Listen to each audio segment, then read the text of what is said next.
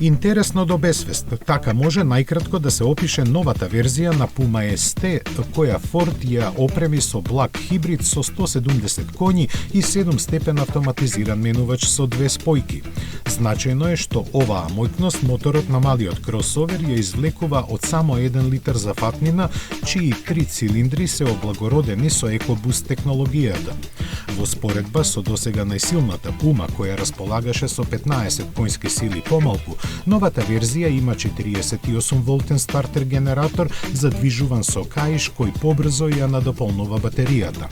Таа овозможува подолг период на зголемувањето на силата кој го дава електромоторот, со што до 100 км на час стигнува за кратки 7,4 секунди. При тоа просечната потрошувачка е задржана на 6,3 литри на 100 км, а емисиите на јаглеродиоксид на 144 грама на километар.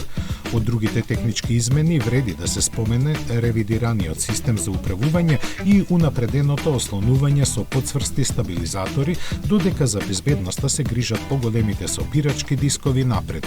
Естетиката е подобрена со измените на аеродинамичните елементи и новите 19-инчни тркала.